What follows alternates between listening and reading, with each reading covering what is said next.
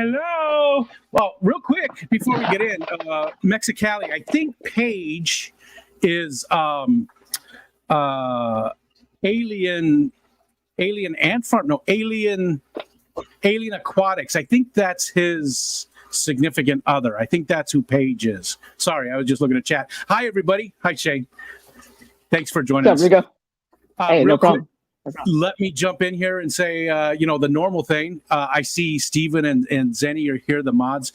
The whole first part, Shayne and I were just going to be having a conversation. The whole first hour, we're not going to see the chat whatsoever. If you're commenting and saying hello and we don't respond, that's why. And mods, if you see somebody asking questions and getting frustrated, please remind them of that fact. And with that, the chat is gone. The chat is gone. And also, before we get into it, a couple of things. M&C Aquatics is in the hospital and might be there for another month. So he has to talk to a specialist, and he's not doing well at all. So if you do happen to see him, guys, just say hi and let him know you're thinking about him. All right. Hi, Shayne. Hey, Rico. How you doing? I'm great. I'm actually really great. Yeah. Your email said that. Your email said, I'm feeling great. And I was like, that's awesome. Great. You know what?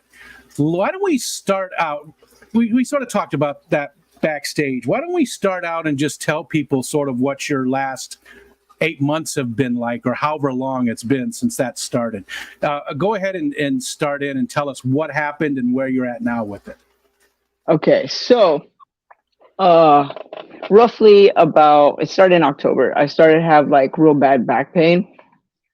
Just thought it was pulled muscles. I was a store manager at 7-Eleven in Las Vegas. So I did a lot of lifting, moving stuff around, and didn't think anything of it.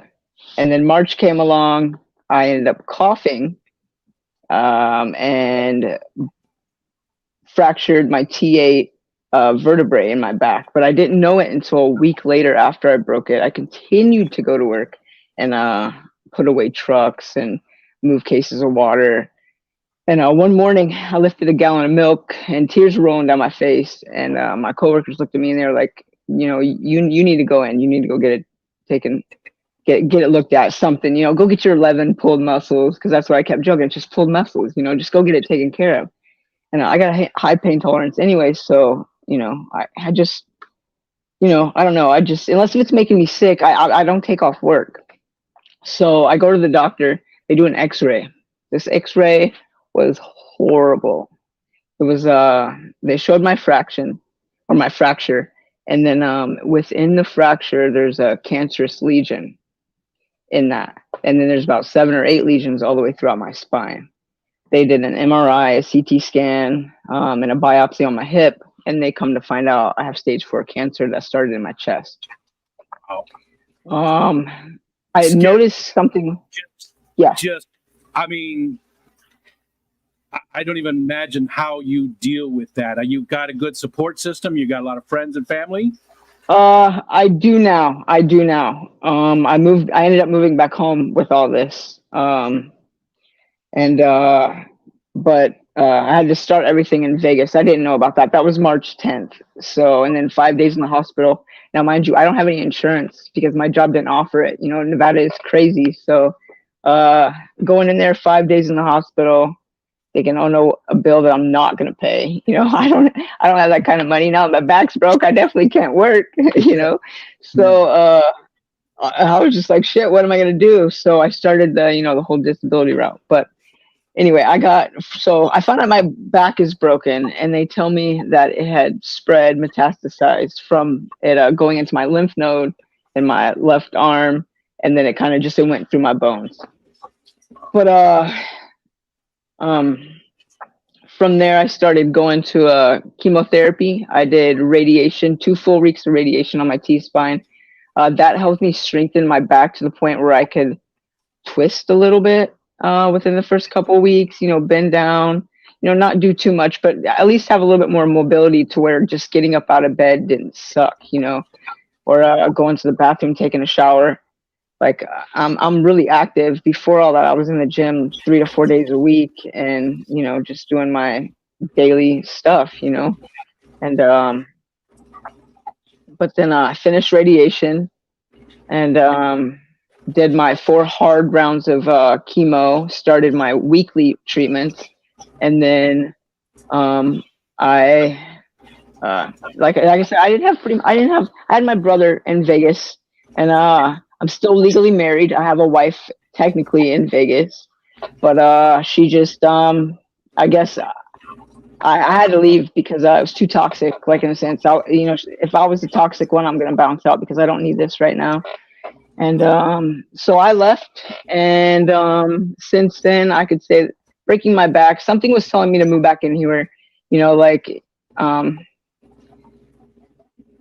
you can't stay, especially when I'm trying to heal myself. You can't stay where there's negativity or like because cancer's freaking hard. Like, just the mentality of it. I'm only 40, you know what I mean? And they don't even tell us to go get checked until like 45, 50 for certain things. And then I never would have thought, spreading from my chest into my bones, like how's that happen?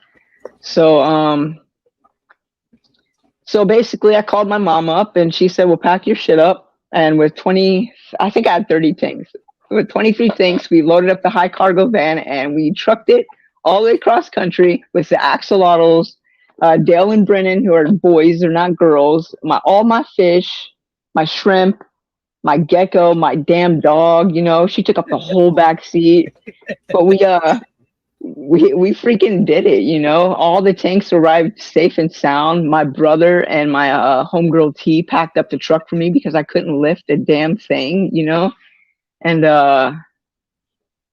yeah, man, we made it. And then I started seeing my doctor, one of the best doctors out here. He actually saw my grandma, who passed away from pancreatic cancer about 9 years ago, almost 9 years ago. It'd be 9 years in January. And that was actually the last time I was at my hometown. And so coming back and getting to be with him, a doctor that calls me an hour before I'm even supposed to be there. Can you come in, Shayne? Well, yeah, I don't have nothing to do. I'll be right there, So I take off. He basically brings me back to the blood work, and we're doing these genome testings on my cancer to try to help other people in the future. So we're running like these genetics tests on my blood to try to maybe catch some things faster and earlier when younger people have to do blood work. There'll be these I don't know, I can't remember what they're called, but they're marker of some sort. Yeah, the markers, because my markers were high. They were high. They were in the 400s. My other one was in the 500s. They're supposed to be less than 33 and less than 7, or no, less than 33, less than 30. My one tumor marker, my main one, just dropped down to 7, and my other one dropped down to 4. So my doctor told me it hasn't spread to my organs yet. So basically he put me in remission. So he said, you're good to go. Just we're going to keep you on daily, like kind of baby chemo pills, just to kind of keep it at bay. But I'm going to be end up taking the pill form of it in a few weeks. And so yeah, moving back here. I mean, all my friends or family are back here. I haven't seen some of these people, in 9 years, but some of them I haven't seen in like 25 years, But a small town, man, you don't lose that friendship, like, at all. Especially, I mean, I'm not a bad guy. Well, you make this all sound sort of easy. It wasn't easy. I mean, no, it wasn't easy. I meing, there was definitely nights that I was emotional as shit. Like I didn't know what to do, or like if I was gonna get sick from the chemo. Like, everyone gets sick, and I'm not getting sick. I'm not throwing up. Like, I know my body heals really nice when I break bones or like cuts or anything like that. Like, I'm a really good healer, but I put that on the water. Like, I'm a water drinker living in the desert for 23 years. If you're drinking anything else, you can't even, you're dead. You're dead. It's so hot out there. Yeah, yeah. So Funny about that is when I did live in the desert in Arizona, I didn't drink hardly any water. I was always drinking beer. But now that I live in New York, I constantly have water and a lot of water too. So yeah. So you mentioned she's currently your wife, but are you going through a divorce? Are you guys going to get divorced? Yeah. No, I'm going to be filing soon. I just have to wait for, I just got recently put on disability. So if anyone's on disability, it's not like a lot of money or anything, it's like, it's to get by. So, but I'm definitely adding that in my budget soon because, I'm not moving back. And, that chapter it's done. It's done. I think it's been done for a lot longer than even before my cancer. I just think that the cancer was the tipping point. And it opens my eyes to see who actually is there for me and wasn't there for me.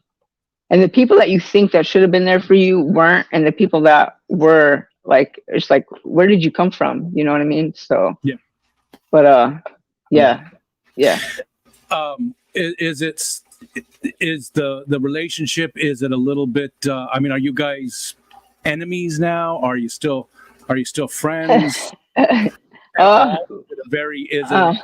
No kids, right? Well, she has 2 kids. Okay. And so, I've always said that they're my kids too, like it's been 10 years. So, it's a long time, but I did the relationship I had before her, we went for 8 years, you know what I mean? Same thing. She had kids, but, no, I don't think so. I don't think so. Gotcha. I don't think so. I'm just kidding. No. I've been through it. I know not cancer. I have not been through cancer. Yeah. I knock on wood. But I've been through a divorce, so I know how it can, sometimes be. So,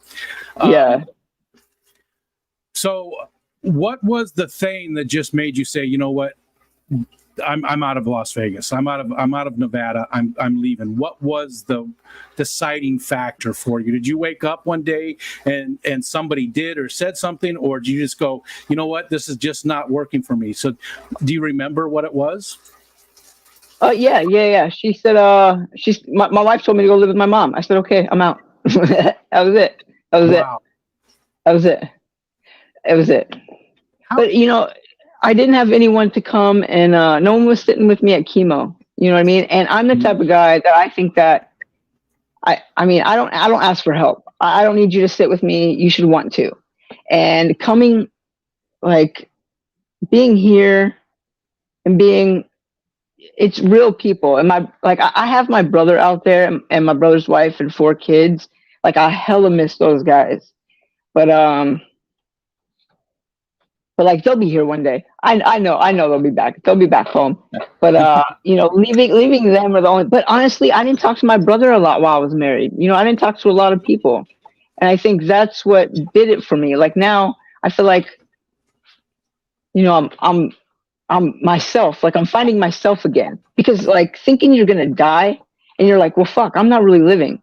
I love trails too. I love to go hiking. We went on vacations every year, but all that shit don't matter if there's nothing at the home, to make it a home. Yeah. You know what I mean? So that's your real support.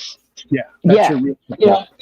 And I blame myself for a little bit, because I did work a lot. I cared more about my job, but if I didn't work, the bills didn't get paid. That's just the way it was. So, but yeah, so now, I'm finding all kinds of trails in Illinois. I've been to 2 different ones in the past couple of weeks. I take my dog out. It's a blast. I'm hanging out with friends that I haven't seen in years, and like, loving it. Good. I'm glad. And it does sound like you've, this is gonna suck to say. It sounds like the cancer might have been a good thing in a way, as long as you stay in remission. Hey, I said breaking my not the cancer, breaking my back, because I was living with cancer for a minute. My back started hurting in October. I should have went and checked it then. Yeah. And I didn't. It wasn't until April. And I am grateful for my back breaking. It's a blessing in disguise, like, truly, because my life is completely different you know, for the first 2 months, or from the day that I left to the time I actually came home, like that time sucked. But once I hit that road, and I love to travel, like me and my mom was a truck driver for 34 years. So Nice. like I followed her ass all the way home. We talked on the speakerphone. Like, I mean, it was probably one of my best trips I've ever been on. Just that I can't even explain it. It's like a feeling, you know what I mean? Like it's just, it was the most fun I've ever had. Yeah. Yeah. Nice. Well, that's Yeah. it's a tough story, but it's also a heartwarming story, and you really took off running with your focus on, which I absolutely love, because you started off on such a great way. You know, just, and it sounds like things are really turned around, and it's all going to be better from here on out. It really does. Oh yeah. It really does. Yeah. Now, you're not going to get to go to the Clash this year. No, I won't be able to make it. But I am planning on going next year and every year afterwards. I'm just gonna make that my one big thing that I'm gonna do. I say that's my one big thing, but no, I'm going to the beach in San Diego. I gotta go eat at Hodad's again. Like I'm coming up to Chicago. I'm going and visiting Foxy and Peplin. You know, like I heard they're bringing Aquashella back to Chicago. So, and there's all kinds of fish swaps out here. The one in Davenport I'm heading to. Like, there's nothing to do in Vegas, but now I got no time and a lot of time. Well, I have like nothing to do and a lot of time, you know, Gotcha. so Gotcha. it's perfect. Yeah. And how far are you from St. Louis then? Oh, I'm 2 hours. I'll be down there on the 22nd. Yeah, I saw Fishy Biz posted up a swap this weekend. I'm thinking about just even driving down there to see what they got, just for the hell of it. That's who I was thinking of, you know, Fishy Biz. Yeah, and yeah. Gina's there too, Yeah. Lady Diane. So, you know, some cool people that live in the area, and not too super far from you. Illinois, there's John and Whip, and I bet you there's other ones. Terry's. Yeah, I met Whip at the Cataclysm. Terry's in Hammond, Indiana, so that's not super far, right? That's pretty close. Yeah, yeah. I got family in Indiana. I'll be there sometime soon too. What part? Terre Haute, maybe. Okay. I know that's wrong. Wrong. That's way south. That's like the bottom, right? It's like the middle. Well, they're like an hour away from Indianapolis, northwest. Okay. I don't know what that is. It's like I don't know. But it's okay. Yeah.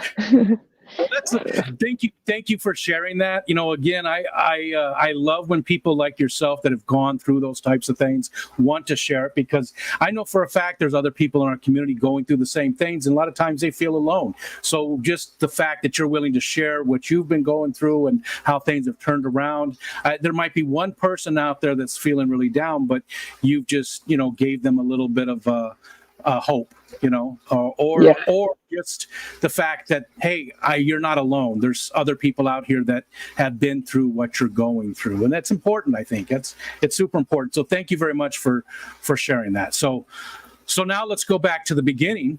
You said you're from Illinois. You've been a Bears fan all your life, which right away, as soon as you told me that, I was like, yeah, this guy and me, we're best friends already. Yeah. Do we just become best friends? I've been a Bears fan my entire life. So, so you were born and raised in Illinois, right? Yeah, Indicator, straight central. Yeah. Okay. And you left there to go to Nevada. How old were you roughly? I graduated high school, and then I turned 18 that following October, and I moved to like 12 miles across the Arizona-Nevada border from the dam. I don't know if you're familiar with the place called Rosie's Den. It was now it's the 11. It was in 93, 95 South, but it was like the last place to stop before you cross the Hoover Dam coming into Vegas. And so I lived there for... remember it. Yeah, it's all changed out there now. It's like a Highway 11, and I mean, it's all different. But I moved out there with a couple of friends, and got in on Halloween that year. So basically, right after I started high school, I mean, I didn't.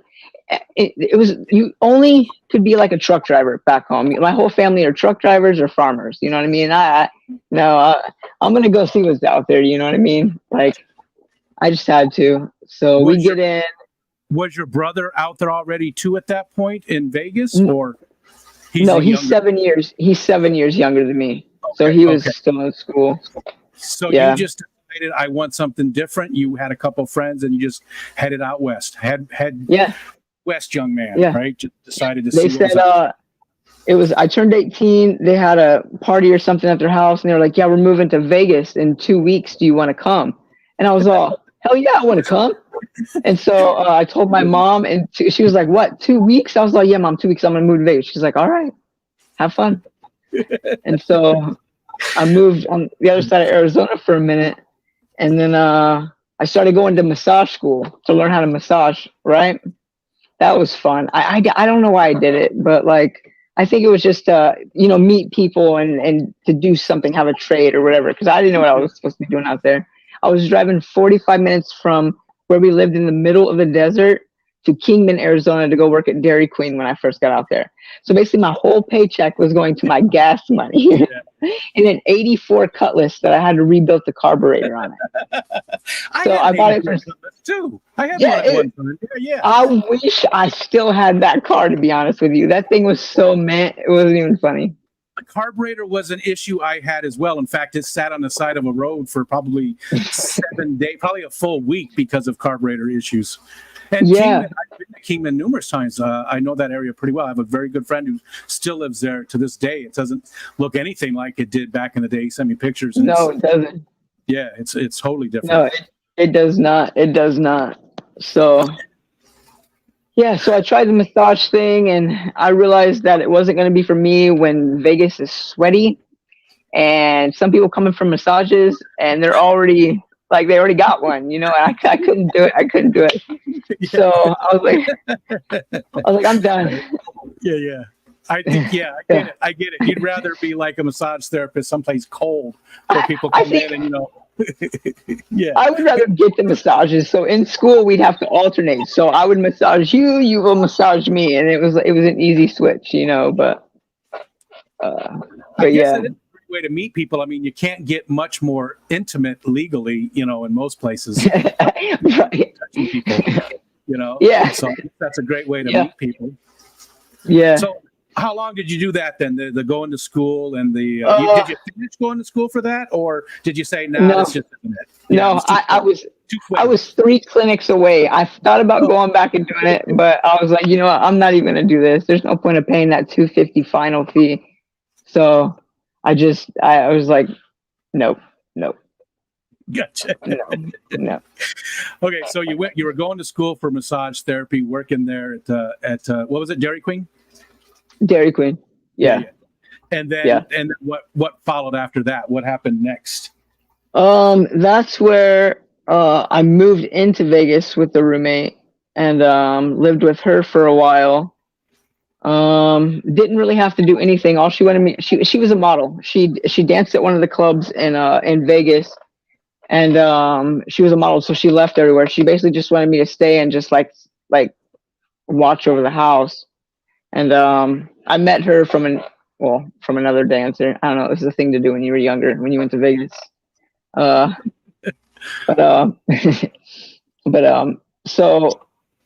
after that I ended up, oh my God, this is gonna sound so horrible.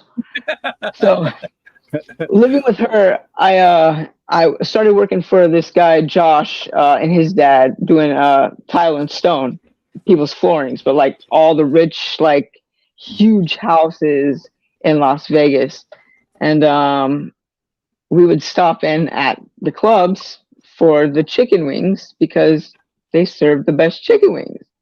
And in one club I walked into, that's where I met my first wife. So she basically grabbed me up and wouldn't let nobody else talk to me that day. So I kept having to come in and get chicken wings. And then before you knew it, I was moved in with her for the next eight years. But within those 8 years, we ended up moving back to Illinois for like 2 months. She was going to move moved and like live in my hometown with me.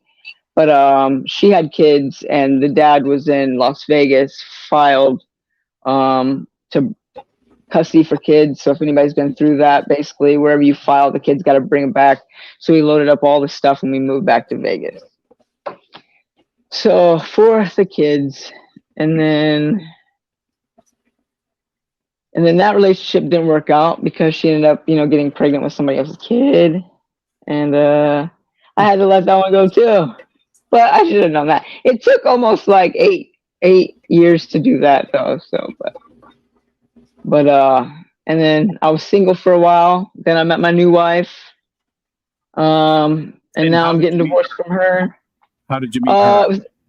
It was at a 4th of July party. My brother was actually friends with her for like 7 years. So he had taken me over there to kind of hang out, but I wasn't like interested. It's just, I was just over there for fireworks and I think some drinks and food and whatever. You can get me to go anywhere if you tell me there's a barbecue. But so yeah, met there, and then we just started dating, and then from there we ended up getting married like only 2.5 years ago. So it hasn't been very long, but sometimes I wish some women out there, if you were giving 3 rings and it's not what you want, you have 3 chances to tell the guy no. We're not going to be mad. We're just not going to be mad. Don't do it when he says like, oh, like especially right around when somebody gets, diagnosed. That was a lot on my mental, you know what I mean? So, but I can honestly say I'm okay with it, honestly. Moving back, you meet up with people that you were with earlier, and I've never done anybody wrong, so that's why I don't understand why. I don't understand my feeling. Like she was, I don't know. She said I was so. I'm mean. I'm mean, and I get it where I could be mean sometimes, but and I take ownership for some of the shit or all the shit that I do. Because I don't know. Relationships just suck. You They change just suck. in a relationship, and sometimes if it's a toxic situation, you become toxic as well and do things that you're not proud of. I get it. Yeah, 100%. I mean, I quit drinking. It'll be almost a year ago, October 5th, because I drank so much Jack and I broke my own damn TV. And then blamed her for breaking it. And she said, well, you broke it. I'm like, God damn it. I was like, I'm done. The next morning, I poured the rest of the Jack down the tub, and I I haven't picked up a bottle since. I don't need it. I don't even like drinking. I don't even know why I do it. It was just like the social aspect, or like, everybody else is doing it. Yeah. But yeah, I've never really been a drinker or like a cigarette smoker. I'm 100% THC. That's my go-to. It's good for cancer. It helps. But now, is it recreational legal there in Illinois, or is it just medically? It's recreational legal. It's both. Right? It's both. Yeah, it's both now. Yeah. It's just so. Illinois prices are so high. Oh my gosh. They're high. They're high on high price. No pun intended. Yeah. None. Okay, so you've been through some shit. You've been through some stuff. I've been through some shit. Married a dancer. Can we call her a stripper, or is it dancer? Oh yeah, she knows she's a stripper. Yeah, okay. Yeah. She danced to I Felt, or whatever that stripper song was. Yeah. I mean, do they often get offended when you call them a stripper? Do they prefer being called dancers? I guess it depends on which club you go to. Yeah. Okay. All right. Yeah. So you've been married twice. Both times you took on the dad role for quite some time of somebody else's kids. You just packed up and moved, and the way you described it, I understand 100%, because I remember being young and just, this is what I'm doing. I'm leaving and I'm going to do this, and that's what you would do. And you had no real plan. The plan was just to get there and see what happened. And my camera being shit again.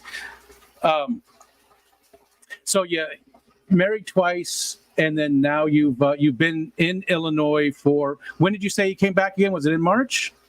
No, we drove back. We left Vegas on the 4th. So 4th, 5th. I think we got into town on maybe the 8th, 7th or 8th. It took 3 days. So of March or 5, when? 6. July 8th. I got back to Illinois. Okay, July so not 8th. that long Yeah. ago. Now, when did we talk about you doing the Focus On? Remember we had it scheduled, and then you said, you know what, when was that? Were you going through, because you did say that you were having a rough time. Was that in the middle of that? Yeah, it was probably March, because I had plans to do it because I wasn't working. So I was like, man, this is the perfect time to do the Focus On. Let's get it scheduled. And then, yeah, I started doing my chemo and didn't really let much slip. You know, you said you were having a little bit of a rough time, but that is not really telling the tale. You know, you weren't having a little bit of a rough time. That's okay. You really shouldn't bring the marital aids into the stream, though. You know. Uh-oh. Did we lose you? Can you hear us still? Can you? Testing. on my mic's off. We can hear you. We can hear you. Can you hear us? Hear me? I can hear you. I can't hear you. That happens with Bluetooth. How are we going to do this? I need a sign. I just need to get a sign that says, look in settings and choose a different thing.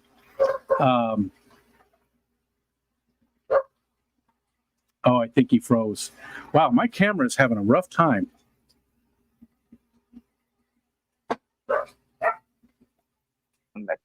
There it is. Okay, I got Can it. you hear it? Can you hear me? I'm new. Yeah, I can hear you. Yeah, we're good. No problem. It happens. Can they hear me? I'm good. Yeah. It happens, though. It's happened to a lot of people when their phone rings or does that notification or whatever. A lot of times they will lose stuff. So it's credit card debtors. I'm not going to answer them. They can wait. All right. Well, man. So we started this off way different, which is great. I love that. I love that we've shaken things up a little bit, and because I hate the Focus Ons to all be the exact same way. They're not supposed to be that way. So this is great to start off differently, but it's sort of thrown me off my game a little bit. So we talked about the different places you lived. Have you lived anywhere else too? Just that northern Arizona, Nevada? No, that's it. Those three, yeah. And Illinois is home for now. You're not planning on any changes in the future. No, I'm not going anywhere. I'm right where I'm supposed to be. Right here. I'm not leaving. I'm not leaving. That's a great answer. Yeah. No, I'm super happy right where I'm at. Yeah. Okay. Well, why don't we jump into different jobs? Like you told us a few of them already, but what about different jobs? Did you do any work while you were in high school there in Illinois, or did your first job was out west? No, my first job was McDonald's. I worked at McDonald's for a while. Probably my best job, my favorite job I've ever had, because that's where I met all my friends that I still talk to today. Yeah. Like, we kind of ran that store, and one of my best friends, Kenny, he actually is taking over as GM of the store. He's been working there so long, like, that's the only thing to do at this, in this town is to, take something over. But our boss, Aaron, used to be like, you can be just like me, running this McDonald's. Well, Aaron, our boss now, is the regional manager of all these things. So now he stayed in it. And I'm like, they're making so much money. It's retarded. Like, going to Hamburger University and shit. Like, I'm like, you find out. I've been through that. I worked at Burger King and I worked at a few of the different fast food places, but I still to this day have one of my best friends ever. I met at Burger King way back in the day. We worked together and just became best friends. And you do there's some camaraderie there, especially when you're doing that young. The job can be super fun. I've got a ton of stories of things that happen there that just, and that was, a long time ago. That was 50 years ago. I don't know. It's 40 some Shit years you ago. can get away with, like you didn't like the fun stuff, Yeah, we're definitely reminiscent. I feel like I'm 18 again, like just hanging out with them. It's like I just found pictures of us when we were kids, and holy shit. They're bad pictures because you had to take them in and get them developed. You couldn't delete them if they were good. It's like we did this stuff, and we took pictures of it. There's proof. Oh my god. Man, my camera's really bugging me. Okay, what's that right over your shoulder there? It looks like a guitar. Is it from Rock Band or something? Or yeah. Yes, sir. Okay. Yeah. Okay. I've started bringing my skills back. Well, because I saw what is that, a PS5 there too? Next year? Yeah, it's my 5. Yeah. And so I figured that was an instrument. And what are you playing? Which one are you playing? Is it Rock Band or I don't know? Rock Band 4. Okay. It's the 4th one, but I don't really play any of the songs. I ended up over the years or whatever, I've bought a lot of songs on there, more to my style of music. I'm a metalhead, so anything screamo or hard metal, with sick breakdowns, I'm all in it. And and with all the older stuff too, but the stuff I grew up on, Bon Jovi. My mom, listened to Guns N' Roses, and my dad had Tesla, Three Dog Night. I grew up on a record player with the big 3.5 millimeter headphone jack, and I would sit in the living room listening to my dad's records all day. My mom would take me to her band house in Blue Mound, so yeah. I definitely like it loud. And when I was younger, I listened to loud music all the time. And now that I'm older, I have to have it loud because my ass is deaf. Gotcha. So, yeah. Oh, gotcha. Yeah. I get that. Yeah. I same thing. I went to a lot of concerts, saw a lot of shows. I lived with a band for a very long time. So, it was just constant. It was so much fun, though. It was one of the most fun times of my life. Band house parties are fun. I can only imagine what Mr. Rico was doing. We were having fun. Yeah. The good thing was, they would be playing. I wasn't a roadie or anything, and I was the only person that lived in the house that wasn't part of the band.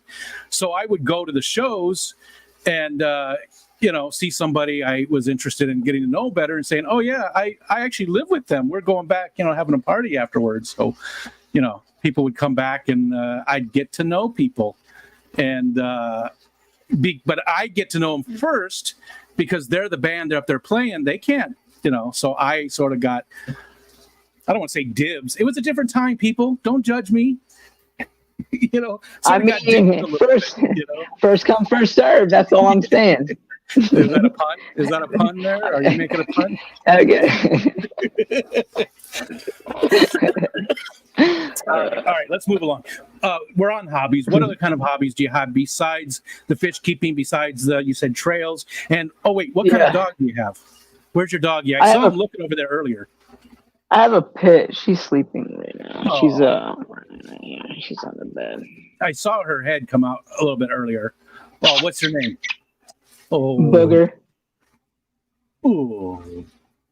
Yeah, she's not. What's her name? But Booger. Booger? Yes. Very cool. Love my doggies. Yeah. And, I wanted to start this stream by maybe getting a corgi or something and take your place and saying, oh, this is the wrong Shayne, because Fox Hands. Yeah. Now, you named the dog after you?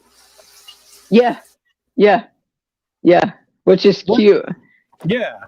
That's a nice gesture too, to name him after you. You must have made quite the impression on her when you guys met. love dogs. Well, I made a joke. I was like, I'm really like easy to get along with. I'm a Libra and I'm a dog in Chinese. You know what I mean? I'm the most loyal person you can ever like come around. You know what I mean? If we're friends and you didn't do me dirty, like I'm going to talk to you for the rest of your life. And I have a lot of people like that. I can honestly say the only two people I don't talk to are my ex-wives. That's it. Everyone else, like if I've dated you, like I'm probably still talking to you, I don't know. But my ex-wives are just, that's done. I don't need it. I don't need that. Go on, move forward. So you lived in the same place and went to the same schools your entire life? You went to the one elementary school, the one, did they have junior high, or was it just elementary and then high school? Did you go to the same, or did you move a little bit and go to different schools systems? Well, I went to probably 2 elementary schools, but it was only like kindergarten and first grade. I was living in Springfield. And so I went to kindergarten there. That was back when they whooped your butt with a paddle. Like they were still, I got in trouble. I got that one time. I never got in trouble again. I learned my lesson. I don't like to get in trouble. So, I went to, well, I mean, I'm not in school when I didn't do nothing, like if I'm bad, like, okay, but like, so 2 elementary schools, junior high is only 2 grades out here. So that was easy. That was just 1. And then high school, we only had 3 high schools in our hometown. I went to Eisenhower for 6 months. And then I moved with my mom probably 4 times, or I went to 4 different schools in 1 month before I told her I want to go back to MacArthur. I was like, that's my school. That's where I'm going to graduate. That's where I'm going to go. I hit a small town in Niantic, and it was like, I got into a fight, and within the first week, I was like, I can't do this. I was like, Mom, you got to put me back in Decatur, or I don't want to go to school. Like, I can't do this. And so she was like, all right, I'm going to get you back into MacArthur. And thereon, my grades were good. I played ball and just I graduated. I was the first one to graduate. I'm the oldest in my family. So I wanted to prove to them that I could do, at least graduate. So by my senior year, I only had 4 classes because I had so many credits that I was basically doing a bowling class, an ice skating class, a marketing class, and like something else. And then skipping the last class, we would all leave and go to the park, go get high before we come back, and then get on with the bowling class. And then I would leave school to go to work to come back to play ball. So I had a busy schedule even when, I was younger. The reason I brought that up was because it's interesting. You mentioned that you still talk to all those friends from school, and you're a loyal person, and you've had the same friends your entire life. And I've noticed something, that usually the people that have lived in one location for most of their life, maybe they went to a couple of different schools, but they, throughout the K through 12 or first through 12, whatever, those people seem to make lifelong friendships. Whereas people that move a lot, either their parents are in the service, or parent like mine just like to move, and we will go to a ton of different schools, where we don't seem to make those super, super deep connections, but we make friends very, very, very easily. But we also lose friends very easily. So I just noticed a trend with that. And that's just anecdotal information. That's not scientific by any means. It's just from talking to people. That's what it seems to be. People that have lived and only gone to a few different schools really seem to make those deeper connections that I think some of the rest of us have trouble making. And I think that's a big part of it, is that moving so much. Oh, he's back. That was quick. Yeah. You're good. And it also made a big deal too for back in the day, going to work was fun, especially in a small town. Nowadays you can't get people to come in for nothing. And we were kids, and we were looking forward to going to work because so-and-so would be there, or it's going to be a fun day. It didn't even matter that we had to sell burgers or fries or any of that shit, because we knew after we were done, we were going to go hang out and play in the play place, you know. Yeah. So Yep. Yep, I've been through that. I know exactly. Exactly. Well, okay, we've sort of got off topic a little bit. Hobbies we were talking about. What other kind of things do you like to do with your spare time? You play some video games. Is it mostly music related, or what kind of video games do you like to play?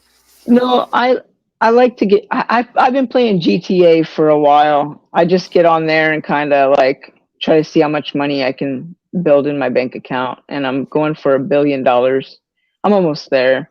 So I just go on and like do a bunch of missions and, you know, heist, and I play Red Dead, just mostly like leisure games. I like Call of Duty Zombies, but I'm not really a multiplayer person because I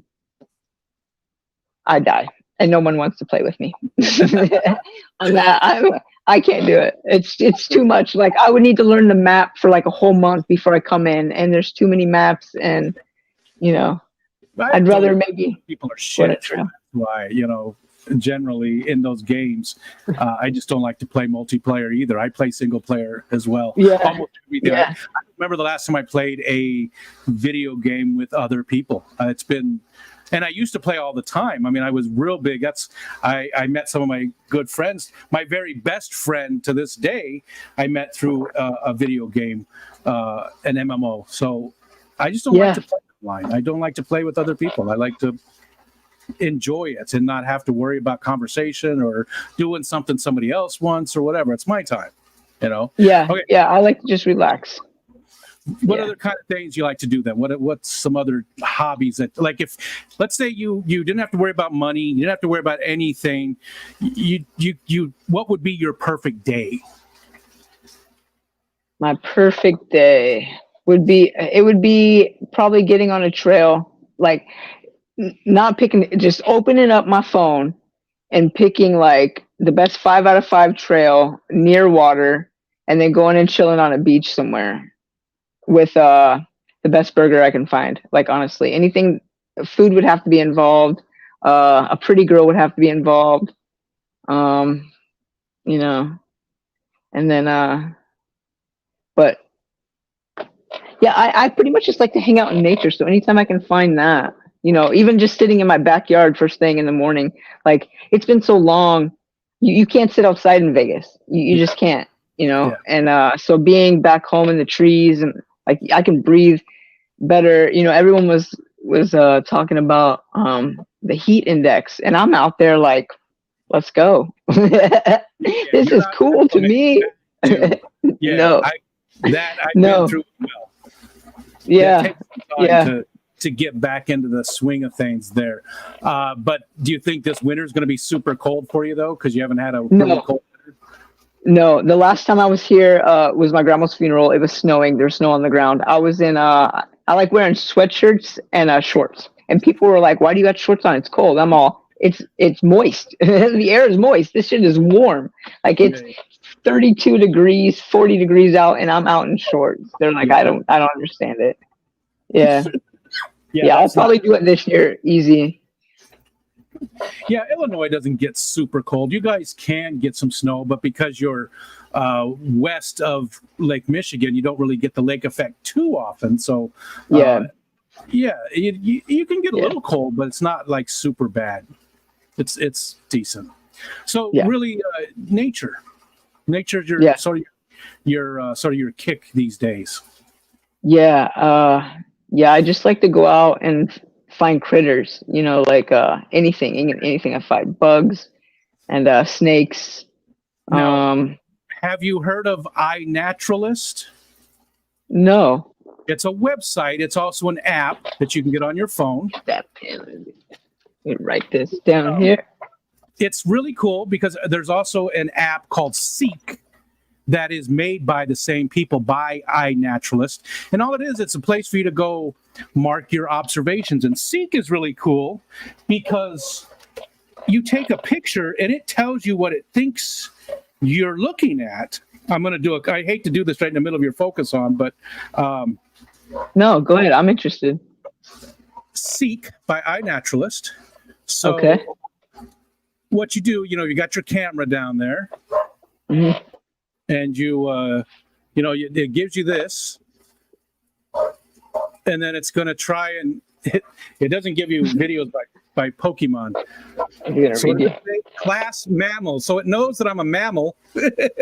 See those 3 green dots? It'll fill up all the way across. There's actually 7 dots, and it'll tell you what it is. Let's see if it knows what this is.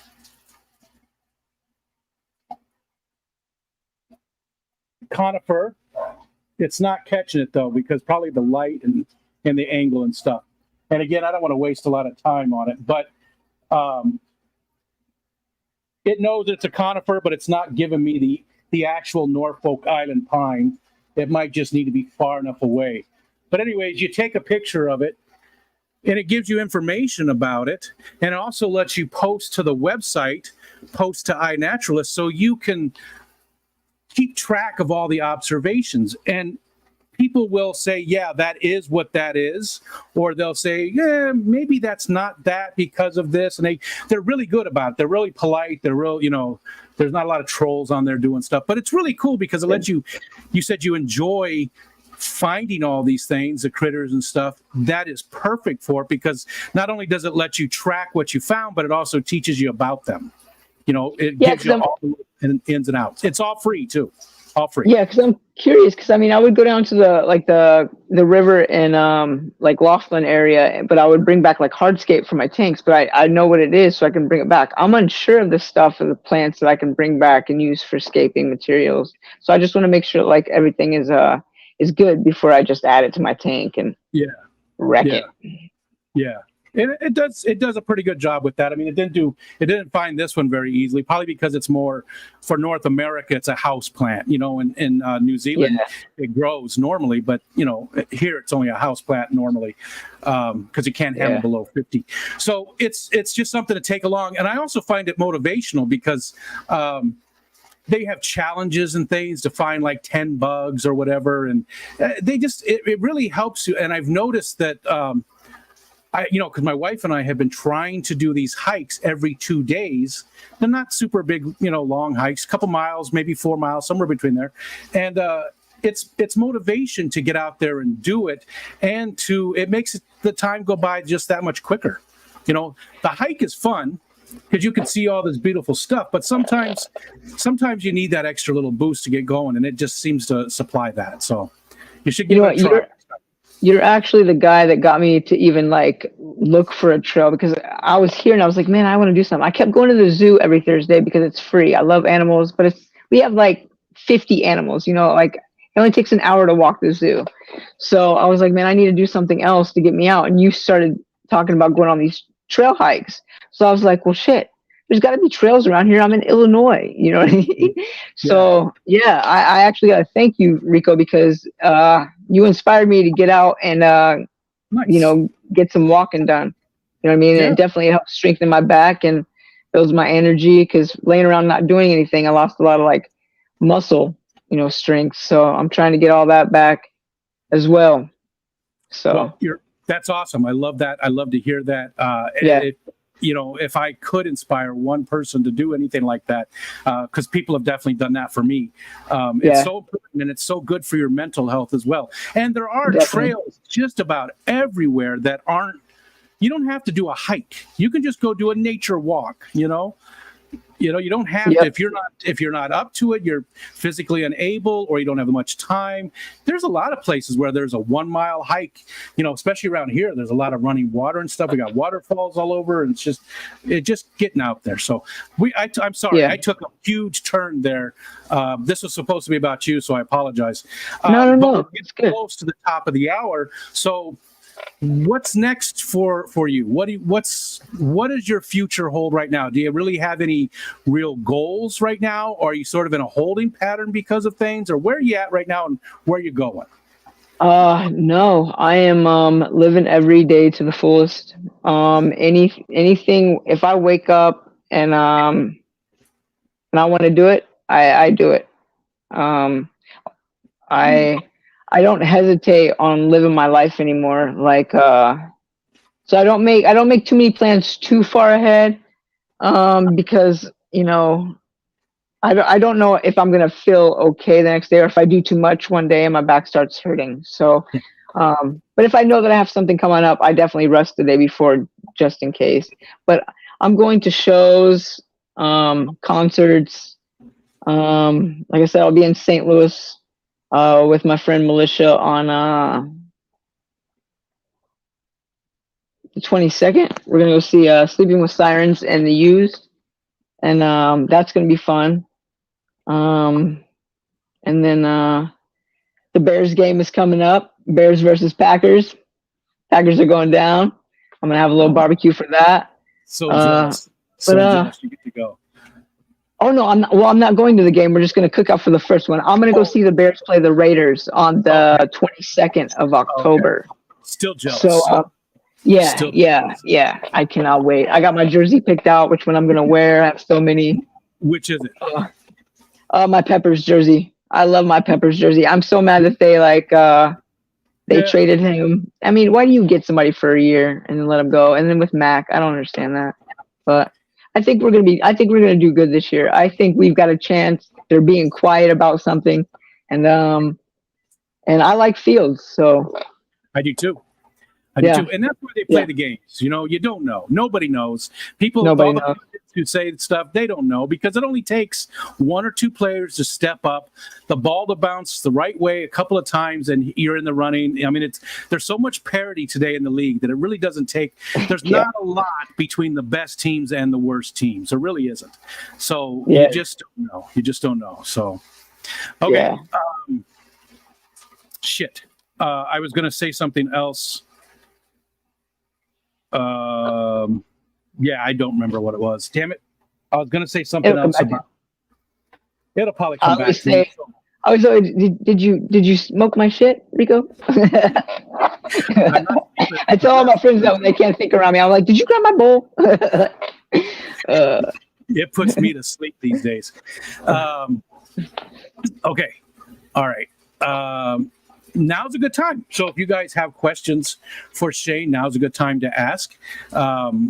And please, again, I'm just scanning through because you guys are having conversation amongst yourselves, which is awesome. That's what it's all about. So I'm looking for the @RicoStan for the questions. But I did happen to see Larry D wants to know if Shayne was coming to the Clash, and not this year, he said, but he's hoping to next year. And Zenny said next year, yeah. Yeah, so I'm going to come to the Clash for sure next year. It's just too close, and I didn't have anything planned. This year, it actually falls on my kids' birthdays, so I wouldn't have been able to plan. TJ's turning 16 and Layla's turning 18, so I wouldn't have been able to plan it anyways. And then with it being so close to move, and then my main disability not kicking in until next month, I got a lot of stuff to catch up on. I got stuff to do in the fish room and get shrimp tanks up and running. That just sounds like so I can get more shrimps. That just sounds like a bunch of excuses. It just sounds that. Yeah, I mean, I could hustle. I could hustle a lot. I mean, I could get out there and do some door dashing and shake my leg, and I could probably make it. You know what I mean? But don't push yourself. I do have to say I'll just ride up to Rockford. I'll jump in Foxy and Peplin's trunk. They'll never know. I'm small. They'll never know, right? I'm sure that they would love for you to do that, actually. Just knowing how Foxanne feels about you. I do have to say, though, that, I love doing these focus-ons because I get to learn how much I have in common with so many of you guys and girls. And I do. I mean, we have a ton in common. We really do. Just like a lot of the other people that I've talked to, except my camera keeps... There. It's got to be the plants. I've tried with no lights anyway. So we have a ton in common, and I love finding those things because we're all individuals and we all have our little things that make us different, but at the same time we have a lot that doesn't matter who it is, you're going to have some things in common with that person, and I love finding out what those are. And another thing I just learned, and which was unfortunate because I consider this person a friend, is that Jorge is a Raiders fan. You know what? I saw that in chat. That's why I put that thumbs down. What is that? What is that? I thought he was an alright guy, but we can't be putting up with that. My tattoo artist is a Raiders fan too, so I had to pretend to be okay with him when I went to go get tattooed.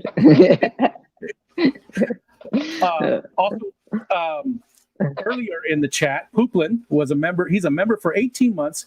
He said, Shayne, with a bunch of hearts, and then just said, "Hey, Stain." He calls me Stain. I call him Poop, and he calls me Rico Stain. Foxanne put remission and party and hearts and the prayer and Zen Ginger. Oh, she's been a member for 20 months, which is amazing to me. We're already closing in on 2 years of memberships. Zen Ginger, 17 months with the bells. Thank you guys so much. Okay, so first one I see is Zenny, just reminding people again about doing the at Rico Stan. Tomatillo, Silver Creek says, "Did we just become best friends? Do you want to go do karate in garage?" And you totally we call it Chewy Mask. Okay, the next one up. Oh, and Foxanne says we could squeeze him in a suitcase. Okay, I'll fit. Just don't let me out if I can't breathe. I don't know if anyone's seen that suitcase murder trial thing that's popping up. That lady was crazy. No, I haven't seen that. I try to watch too many of those or read about those. There's just nasty stuff that I try my best. I don't know why I got into court cases, and there's a YouTube channel, and I watch it like when I don't know, I got to be really bored, or it's got to be a really good case. But the Sarah Boone suitcase case is crazy. I think she's going to end up representing herself, which is going to be a joke in the courtroom. But I mean, she blames. I don't even know. They were playing hide and go seek. But I've never been able to zip my hide and go seek champion. The person who was in the suitcase. I mean that's the word. Okay. Anyway, you gotta look that up. You just gotta look up the case. If you're interested, look it up. You're not gonna believe it. She recorded herself. The case is open and shut. No pun intended. Was her boyfriend? Was her boyfriend? Yeah. She killed? Oh, I did hear about that one. Yeah. Okay. Yeah. Crazy. Right. First one is from Nathan. He wants to know, what fish would you save? So what fish would be the only fish available to everybody in the fish hobby? Everybody has to keep the same fish. What is it? Oh, it would probably be my favorite fish, just because if that's the only one we get, like, to keep around forever, it would be the Apistos cockatoides, the triple reds, or I think they're even doing the quad reds now too. But those, I really, my eyes go straight to them all the time. Like, I'll eventually have a tank of them. I had 3, but they caught that calamaris, the red worm, and I was so new. There was no videos out. Jess finally put one out on the Aquatic Morning Show, but it was too late. But I tried to medicate, but it didn't work. Levamisol is not the one that Levamisol works with, I believe. I think I had to do with what I used on him. So the flip side is what fish shouldn't even be in the hobby. It shouldn't be available for regular hobbyists to have.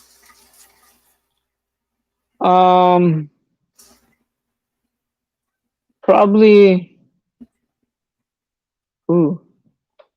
I would say my rosy red minnows, the ones I got to like start cycle a tank in my river tank, but they don't die. Like, they live forever. And for some feeder fish, I don't think they're ever going to go anywhere, but they're definitely, I have one now that's still alive after about 4 years. Are they fatheads? They're rosy fathead minnows? Yeah, they're like golden. I've got 2 of them in the tank up here that they've been in there for more than 2 years. Well, I'm going on 4, and I have 1 left. So, and he's in there living with betas and emerald dwarf rasboras. They're cool looking little fish, but why shouldn't they be in the hobby though? I don't know. They're boring fish. They don't really do much. All they do is eat. Like, they don't swim. Like, right now, I'm looking at him, and he's just searching for food. And all the other fish are chilling. But he's just always hungry. Always hungry. He just annoys you. He just annoys me. I'm like, but he's cool. He doesn't have a question, but he said, tell Shayne he's blessed, and thank God for him. My sister died from cancer when she was only 10. Kids. Yeah, let me ask you this too. Did people sort of come out of the woodwork and tell you what you need to do, or did so many people start giving you advice on you've got to do this, and this? People that you barely even knew about your cancer? Did they, did you get a lot of unwanted advice? No. Okay. I got a lot of good advice, and I used what would work for me. I tried everything. So if anybody told me anything, I tried it. Gotcha. Okay. But then I also have random people that would just stop me out of nowhere, and they would ask me, they can tell because they went through it themselves, and they would just grab my hand and they would say, "What stage are you?" And Wow. then, and they'd just add me to their prayer lines. I had prayer lines everywhere. So I believe in the power of prayer too. So, putting that all in there, but, I did everything. I did everything. I even switched to a different form of THC, the RSO oil. And I started that when I came back, and I put a lot of my healing on that as well, because it's supposed to make them smaller, and lots of water. I'm trying to think of some other stuff that people told me to do, but I most would of my just, problems. it hasn't been a long time, and I'm wondering if that's the difference because, I've had a chronic illness for going on close to 20 years, and the amount of unwanted advice that I get, even today, is just, sometimes it's overwhelming.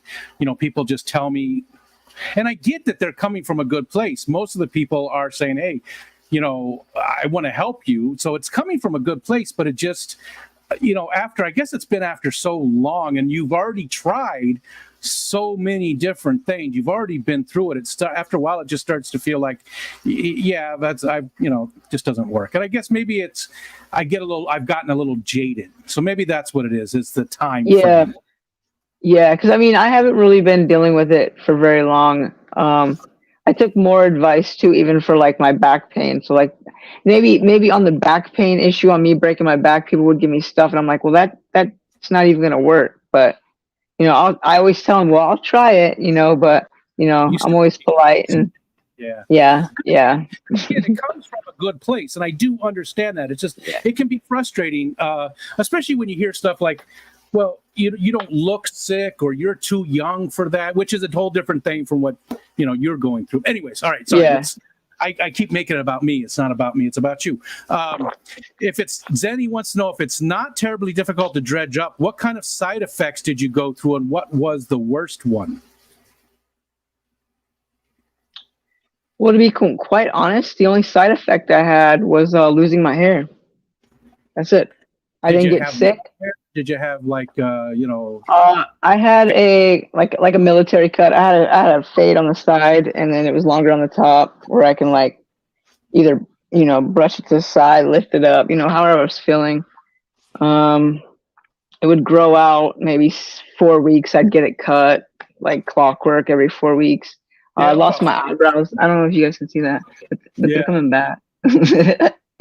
I want to draw on them. My mustache left, my goatee, but Yeah. everything's starting to like all my hair is gone. Like there's nothing. I have smooth armpits. It's weird. Like I can't even tell you guys. Like that's probably the biggest thing, because once you shave your head, it became real. Like looking at myself, like I don't think I'm a bad looking guy. And I got a really smooth head, so it works out. But I am not tan up here. I'm working on it, but you know, um, you know.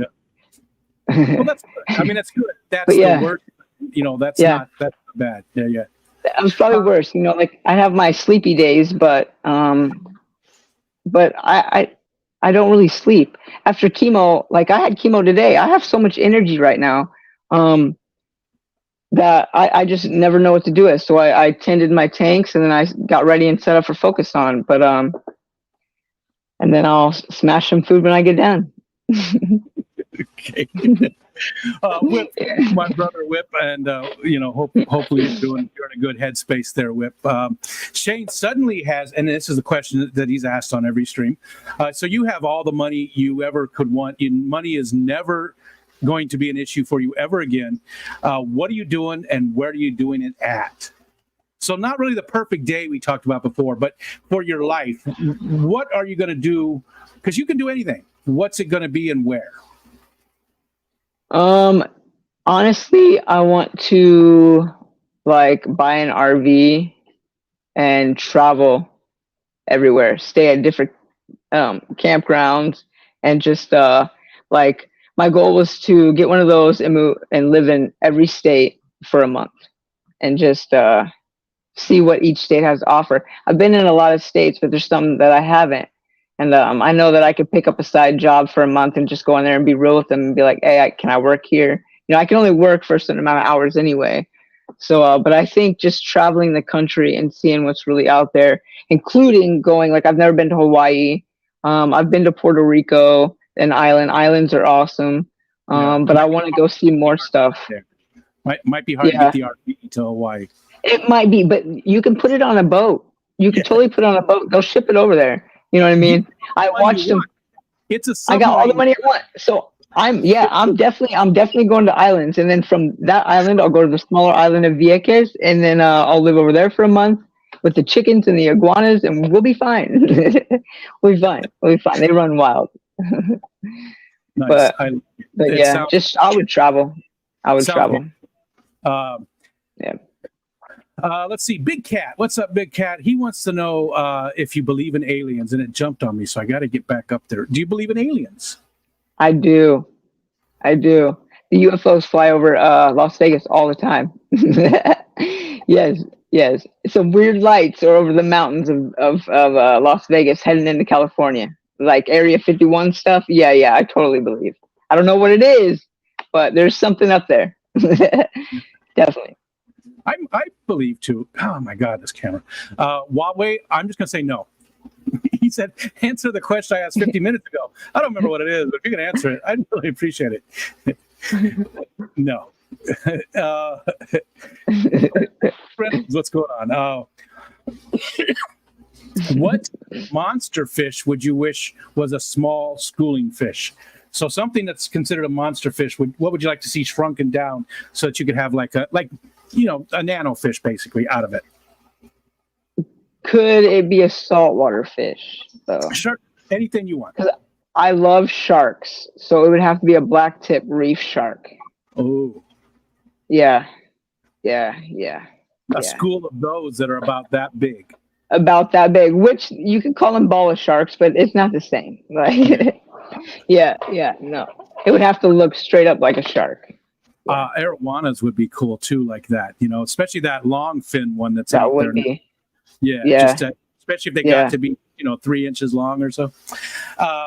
Next up is Miss Jenna, and she would like to know the Freaky Friday question. So that is, what two fish tubers or people in our community would you like to see switch bodies for a short period of time, like a weekend or a week? Or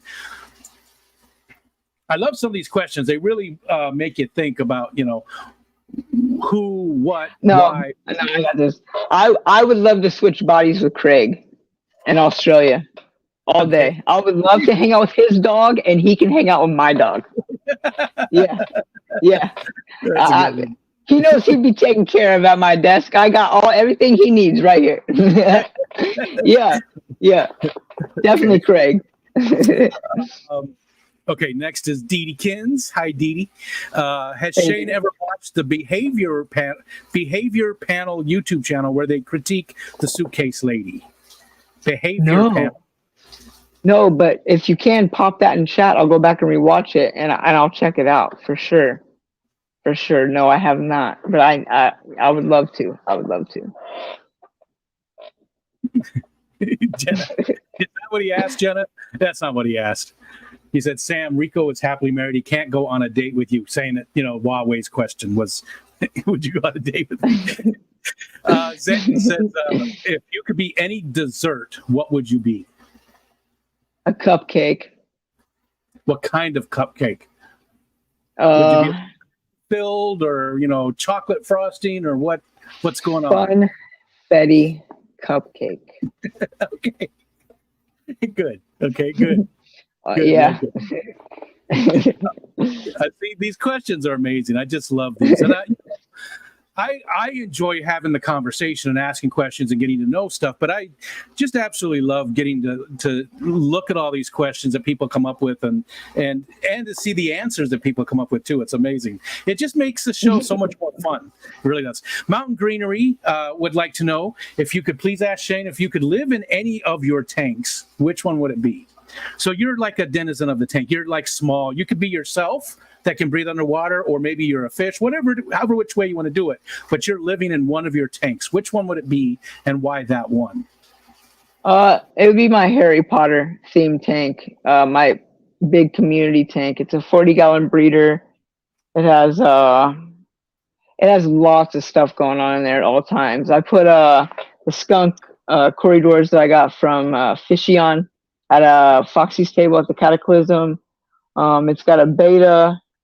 It's got some red Bloody Mary shrimp in there. Chili rasboras, emerald dwarf rasboras, zebra danios. A shelly is in there. I found him in a bucket. Guppies, endlers, baby guppies. I know I'm missing a few species in that, but the red minnow, some snails. The community tank. See, I love those too. I love, just a lot of different stuff going on in the tank. I mean, it's nice to see a big school of like neon tetras or something like that, but I think I prefer to see little bits of a whole bunch of different fish. Yeah, and all these guys get along, and the tank is so active. I used to have it planted, but I ended up losing all my plants in the move. That's the only thing I lost. The box got too hot, so I lost all my plants, which kind of sucked. But so I just got the bonsai tree. I put the moss back on it that I had riding in the shrimp buckets, and it's growing out my what is that? My tree. Well, my bonsai tree for the Whomping Willow. That's what it kind of looks like in the tank. Oh, gotcha. And Gotcha. but once that's pretty much the only plant that's in there, and so with no plants, they can't hide. Like my dwarf emerald rasboras, they don't. I never saw them. I have 8 in there, so it's nice to be able to see your fish, Yeah. Oh yeah. Yeah, like stop being scared. I feed you. You in the market for more fish? You would. I mean, if somebody happened to send you some fish, you would accept them happily. Oh yeah. I've got tanks. I've got 3 tanks running with nothing in it right now. Just cycling and getting them ready for the show. I said fish, but I meant plants. If somebody were to send you plants, you would happily accept. Yeah, definitely. I've got lots of tanks that need plants. Most of my tanks have just the moss in it, Christmas moss. And that I got from TGOE. Like I said, if it came in my buckets with the air filters for the shrimp, so they can just have something to hold on to, and the fish to hide in, so they wouldn't eat each other on the drive, if they got too hungry. And hornwort but my hornwort is growing, so I don't need any hornwort. Like my lights, that stuff just multiplies. So, but I'm making up a bunch for my axolotls tanks so they can have coverage. They like to lay in it. Okay. I just happened to see this. It didn't pop out because it wasn't a question, but Steven said, I've never seen you with hair, so you just look normal. Hey, right on, man. I think when I start growing hair, foremost, people look like, well, you look weird, bro. It'll be interesting. I look like my brother. My brother has a full beard, and when he grew his hair out with his beard, he looks like Barry Gibbs from the Bee Gees. So I give him shit all the time. So now he keeps just a beard with a shaved head. So he doesn't look like anybody else. Like twins. Yeah.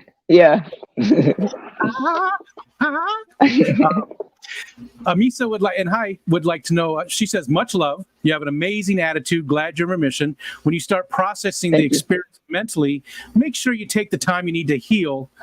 I'm here for you." So no thank question, you, Amisa. Just letting you know how she feels about your attitude, and I agree. You do have a very positive attitude.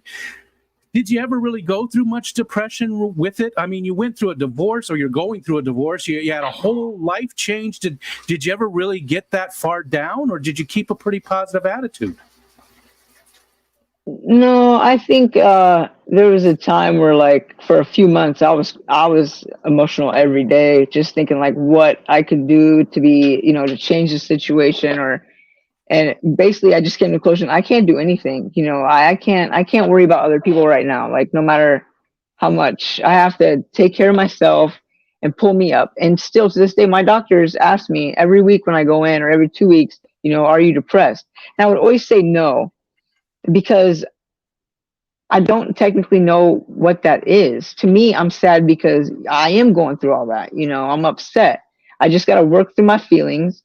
And anytime that, like, I would, I don't know, like, tears would get in my eyes and I want to start crying, something stupid will pop up on Facebook, to which I haven't had a Facebook in years. Like, I haven't had any social media, because that was, just, I didn't want to argue on who was liking my posts, so I just didn't get one. But my friends should be able to like my posts. So having that and having people share stuff with me and me share my life with them now is definitely made me see that maybe I'm not depressed now. I was depressed then, and now I'm getting through it. And every day I wake up, I have my coffee and I get something to eat, and then I figure out what I'm going to do today. And whatever I do, I know I'm going to love, because I chose to do that. I chose to, well, if I turn my video game on, no one's going to get mad at me. Like, I stay with my mom. My mom's been like a huge help for me right now. I might get emotional on this, but that's okay. Do it. It's not a problem. So many times do it. She just, for her to bring me back, and, like, in a sense, we're taking care of each other. My mom's disabled as well. She's on oxygen. So on my bad days, she's making sure I have everything, I need in my room. Even if I'm still getting up and I'm fine, she'll still bring me my M&Ms, a water, and I'll do the same thing for her. I'm up, you need another Pepsi, Mom, but without her, even back in my life, I don't know if I would have been able to do this, because literally you have to reach out to people, because if you don't, then like, I was this close to being just homeless, because I was just gonna leave. I was gonna go leave my car. I didn't care, like, anything was better than where I was at. So yeah, I'm super grateful for where I'm at right now. You need to reach out to people. That is so important. Because a lot of times people just don't know. They just don't know, and you think, well, nobody cares. Well, they do. They just don't know. It's important for you to at least open the door enough to let people know what's going on. It's very important. It is. Yeah, and that word "I'm fine" only goes so far. But real people who know you know when you say I'm fine, you're not fine, and those people are the people that I surrounded myself with. Smart man. Yeah. Smart man. Yeah. Okay. You didn't cry. I was hoping to see some tears. I held it back, but I did. I did smoke before the stream, so I'm I'm leveled right now. I will never, ever, ever give somebody grief for showing their emotions, because it's healthy and important to do. And I've done it myself dozens of times on streams. People have made me cry so many times. Roxanne knows. Yeah, you guys. Okay. Yeah, she got me too. I'm not even gonna lie, but I wasn't on camera then, so I just let it flow. I was like, this is shit. It's gonna be like that at the Clash too. I just know it. Okay, we still got plenty of time. We got half an hour. Zenny would like to know how many tattoos do you have, or roughly, if you've lost count at this point, and answer that first, but there's a second part to that. Okay, I don't have tattoo pieces anymore. I have full, like, sleeves. I got a chest piece. I have ribs. I got a full back. I got a thigh piece, and both my calves are done in my feet. So, and then the back of my neck, I got one on my hand. Like, so, I mean, I'm fully covered. Like I have all of it. Was The that feet, I got them on the feet. Was that difficult? Was that painful? I've got a couple, but nowhere like that. I've got like No. 4 or 5. But... No, none of my tattoos really hurt because I always went and like I don't know, they just don't hurt. There's a couple spots that hurt. I had a surgery on my L4 L5 when I was younger on a herniated disc, and when he tattooed the top of it, I thought I was gonna punch my tattoo artist, but for the record, he's my brother, so from another mother. But he man, he was like, Shayne, you're not gonna punch me. I was like, bro, you're in scar tissue. I'm probably gonna punch you. And he's like, no, it's just a little bit. You can hang in there. But as far as elbows or like when they say the ribs or feet, no. The inside of the thigh, I'm not there yet, but I'm pretty sure I'll probably only be able to do like 30 minutes to an hour per session on that because my thigh piece hurt pretty good when he started going to the inside. It's like you're pinching, somewhere else in your body. It hurts. Thigh piece was my nickname in college too. But Sandy would also like to know what's your favorite or most meaningful part. Since you said you're pretty much sleeved and stuff, which part or which little bit is the most meaningful, or is there a section like that? My most meaningful tattoo probably is my H. It's a I don't know if you guys can see it. It's like a puzzle piece right here. Got it. Okay. There it goes, right? Me, my sister, and my brother all went and got H's in our own way to represent our last name. And so I got like the saw, like almost jigsaw piece, like it was burnt into my skin to go with the theme of, all my vampires and grim reapers and Medusa. I've got probably stuff I shouldn't show on stream, but yeah, but that's probably my most meaningful is that one. Nice. Yeah. Nice. Yeah. My daughter has quite a few, and she's going for a full sleeve. I don't know how many she even has anymore, but she's got quite a few, and they're very colorful. She's all about like Halloween, so a lot of them is stuff related to that. And okay, let's see. So next up, it jumped on me again. Oh man, it jumped good. Here we go right here. The next one I see is from Mikey B. And again, everybody, please do the @RicoStan so it pops out. If I missed your question, I'm down to where our aquatic universe with Mike B is. If your question was above that, I did not see it. So please ask again with the @RicoStan for me. We've got plenty of time, so you can get the questions in. How far behind? Yeah, we're only like 17 minutes behind in chat, so not too bad. So if you had invented anything that's already been invented, something that was like your gift to humanity, or you wanted to be known as the creator of, what would that be?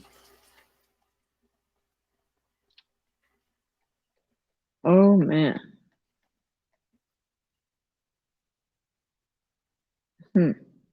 Probably the old school boom boxes. The ones you held on your shoulder. Yeah.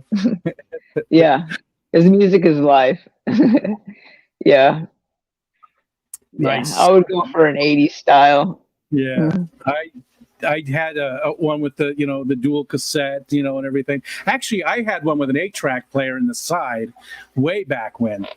Yeah. So that was some time. I think it only had one speaker too. If I remember correctly, it didn't have the normal 2 speakers. I think it had one big speaker on one end, a cassette thing in the middle, and then an 8-track on the one side. That's old school. That's definitely old school. Excuse me. Okay, next up is Dapper Dennis. Is there a person from history that you'd like to have a conversation with? And this is a 2-parter as well, but that's the first part of it. Probably Abraham Lincoln, only because I've heard a rumor in my family that he slept with my great-great-great-grandmother, and I want to ask him if it's true. That's it. Yeah. That's it. I mean, yeah, him from being from Springfield, it would make sense. It is a small town. I mean, everyone's related to almost everyone out here. So Have you ever done one of those DNA tests or anything? Is there any possibility that you are, like he was your grandpa? No. Great, No, great, I great. don't. I mean, greats. No, I don't know that, but I definitely want to do that now that like just to see, and exactly who else is out there, that might have done it, and that I could have like long lost brothers and sisters from my dad because he was in the Marines. So there's no telling, Gotcha. Yeah. So you got to be careful nowadays. So it's Yeah. probably a good thing to do. The second part of that, is there a time period that you would like to visit aside from that? It could be the same time period, but is there a time period that you'd like to go back and visit? The 70s. I would like to just be a decade earlier. So I would love to have been born in the 60s to grow up in my teenage years in the 70s. And then, that just seems like such a fun. The music. I'm a huge Led Zeppelin fan. Yeah. And, I like, Pink Floyd and, like different, just trippy, like really good, like just chill music. So, that would probably be it. And to be able to go to Woodstock would be dope. So many. I don't live that far from Woodstock. We've actually been there to Yasser's farm. So many good concerts in the 70s. I mean, even in the 80s, though, there was just a ton of great shows too. I probably did most of my concert going in the 80s, early 80s, most of it. But I went to a few concerts in the 70s, and definitely. We talked about music today. There's still great music being made today, but that's definitely my time period as well. Like in high school, 8-tracks again. I had all the Zeppelin 8-tracks. I listened to them all the time, except for, was it In Through the Outdoor and Coda? But everything up into that point that had been released, 8 albums. They only had 10 at the time.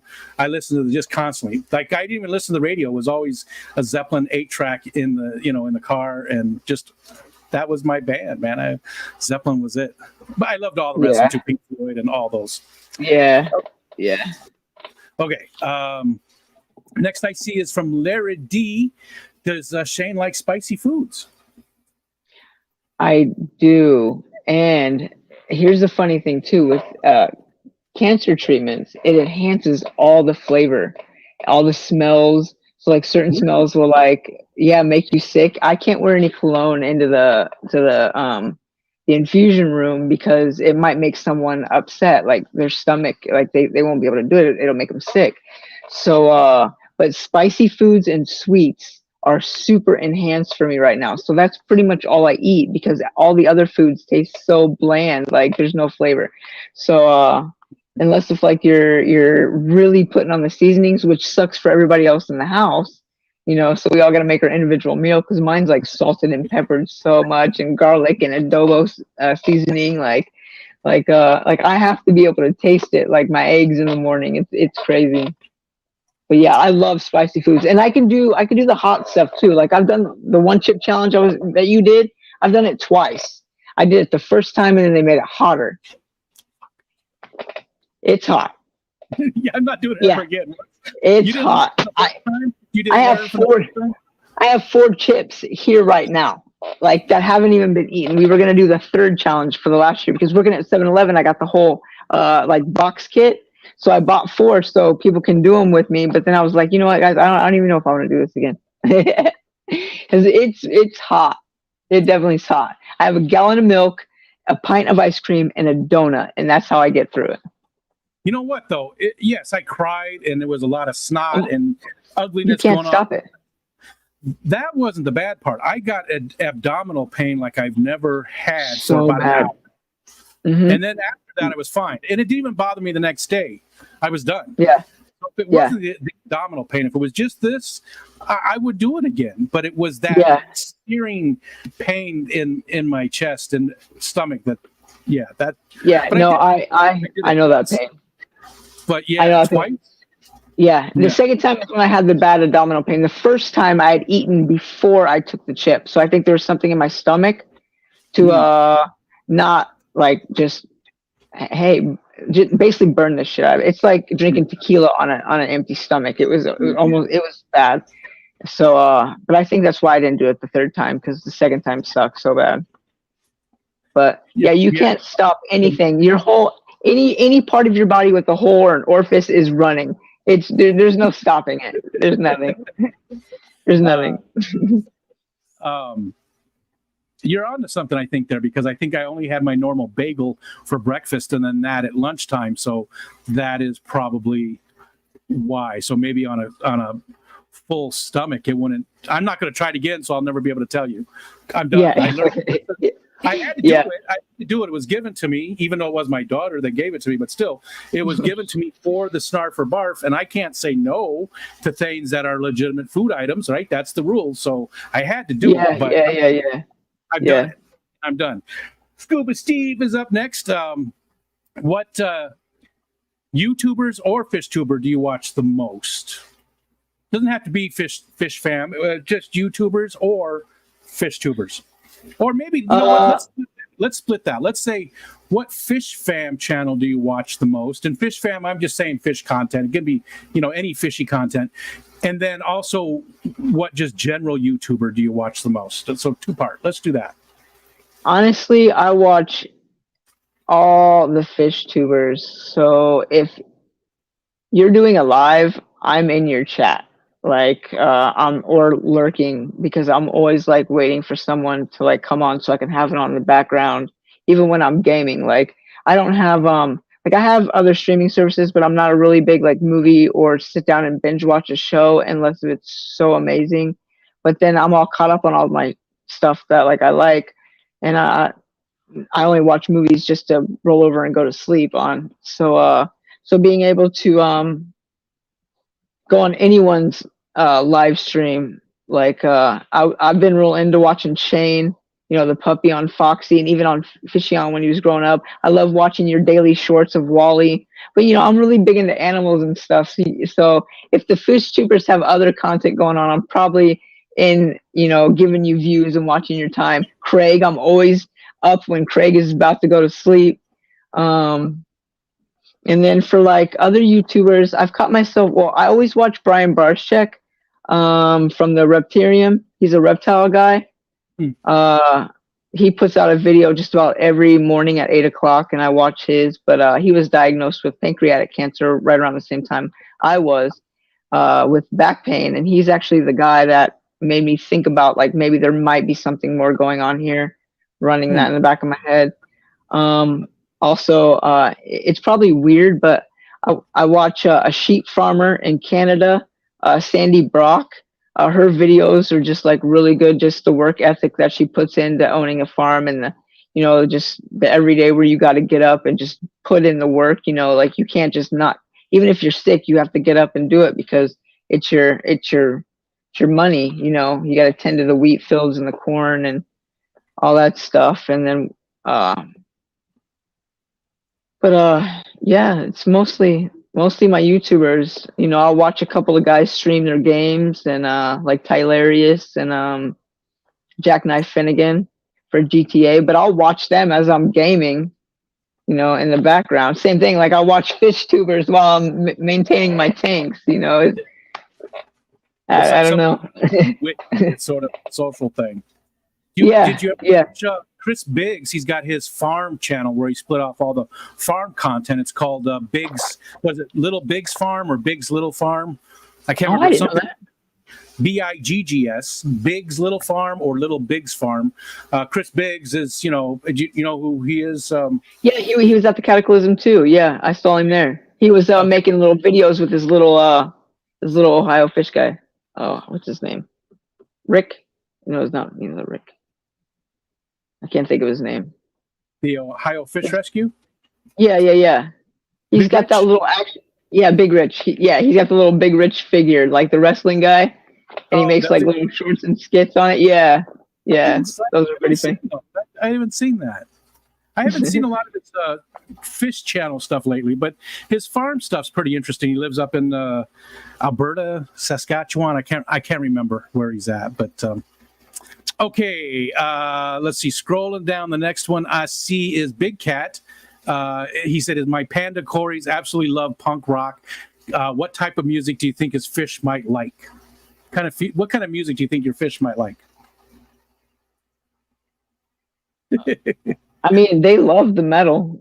I mean, but probably if I put on some classical, they might calm down a little bit. I might get some of my shrimp to be breeding a little bit faster, uh,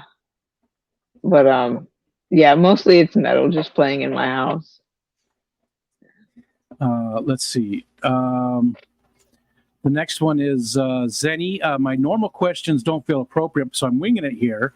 So, and you're doing a great job as you always do, Zenny. So, so if you had to fight the next random person you see, well, hold on. Okay. Okay. She has some great questions, just like everybody, but just Zenny, sometimes she just nails it. This is a good one. So if you either had to fight or kiss the next random person you see, you walk out the door, you don't know who it's going to be, you don't know what gender, you don't know anything about them. Would you rather kiss them or fight them? I would probably rather kiss them. Yeah, than fight them. Yeah, I'm still dealing with the fractured back. So, I mean, and I'm a little guy, so there's no telling what can happen. But I'll probably get punched depending on who I kiss. So, either way, it could turn into a fight. I'm just going with the lesser of the two. Yeah. Okay. That was a good one, Zen. That was a good one. I got to scroll back up again. Let's see. Matt OnlyFins would like to know Zenny's question. She's going to ask it. And last meal. So you know this is your last meal you're ever going to have. What are you eating? Prison rules. I mean, I'm having like a 50-course meal. I'm getting pizzas from Lulu's, Monocle's, Del Carmen's Pizza Factory out here. I'm getting a burger from Krekel's, which is our hamburger joint out here. It's only to Decatur. They're like smash burgers, but they're not. They're way better. I had one today after chemo. I get one every time I go to chemo. Nice. My mom would bring them on the plane to Vegas. That's how much they're so good. I'd probably do like chicken enchiladas and carne asada on the grill. There might have to be like some chicken Alfredo. I'm a foodie, so bring it all. Cakes, cupcakes, cookies, ice cream. Throw it in there. Yeah, nice little salad, for the veggies, but just a little one. More meat. On the same vein, definitely. Do you not? What's your least favorite food ever? Is there any food out there that you absolutely just? I hate broccoli. I don't even care if you put cheese on it. I don't want to eat broccoli and tomatoes. I don't do tomatoes. Really? But I'll eat ketchup. Yeah, I'll eat ketchup. It's weird. Yeah. I never liked tomatoes. I think it's a texture thing or something. But they can be in chili. Like I can eat soft tomatoes. I can't eat raw tomatoes. Maybe that's it. But growing up in Illinois too, I'm allergic to everything. Growing up from the cornfields and the fertilizer, it made me to where I can only eat organic fruits and vegetables, and I can only have a little bit before it'll start breaking me out. So I'm a meat and potatoes guy, 100%. Gotcha. Yeah. My daughter is very much against broccoli, and she had a great reason. So when she was in, they have a thing here, which I think they have it everywhere. It's called Head Start. It's when we moved to New York State, our income. It's for lower income families generally, at least in New York State. But they took our income at the time in New York, which was zero. We had just moved here. We had no income in New York State at the time. So she got into it. And once you're in the system, you stay in it. So she did Head Start for 2 years, and it was a great program. I wish it was available to more people. But one day they called me and they said at work, and they said I had to come pick her up. She got sick there, and they put her on the phone, and I said, what happened? And she said, my friend passed the broccoli. And I was like, I don't know what that means. And I was like, oh, okay, I'll come get you. Again, she's 4 or 5 years old. I get there, I walk in the door, and the place just stunk of bad broccoli. Like it just reeked of like bad broccoli that they had cooked still. And I understood, but then I got more of the story. Her friend just put the broccoli in front of her like they were passing the lunch stuff around. That's how they did it. Yeah. Everybody sat down and you passed the dishes around. And her friend put the broccoli right down in front of her, and she just lost it. Right all over the table, all over the broccoli. So we never made her eat broccoli again. My friend passed the broccoli. Yeah, broccoli. And Foxanne, next up is Foxanne. She says, what would you like for dinner when you come visit? Oh, I Anything mean, except broccoli and tomatoes. yeah, anything with cheese, Wisconsin cheese wrapped around it, like cheese curds, you know, anything, and a burger. That'll work. That'll work. I'm simple. I do love me some cheese. Yeah.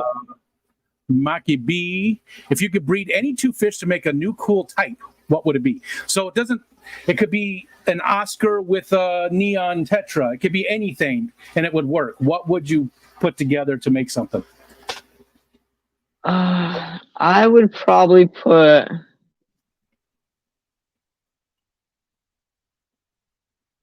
I mean, almost an Oscar with an angelfish, just to see what that would look like. Okay. Yeah. So it'd either be like a beefier angel or a skinny mohawked Oscar.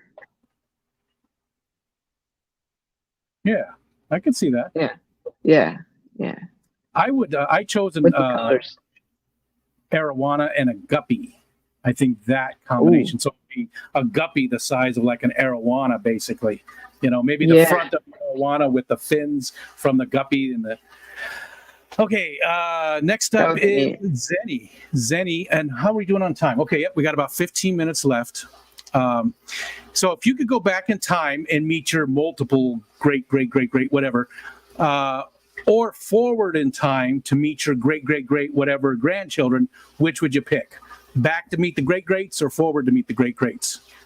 I would go back because I have no kids and I don't plan on having any there. So my line stops here. But my brother's going to take it, and my sister's got boys, so she's going to take it. So I would probably go back just and to learn more about what they had to go to or go through just in the time periods that they grew up in, because I love listening to like old school stuff, you know, like the stuff we had as a kid isn't around now. So the kids that will eventually come to me, I can't wait to be able to open up like my nephews and nieces and tell them, you know, what a Walkman was, or, you know, even a record player. I know they have them out here, and they're still around, but the old school ones are, you know, cars with no seat belts, or like my mom pointed out the other day, there was a Monte Carlo that you could pull the lever and it would spin you, so it would push you out of your car. You know,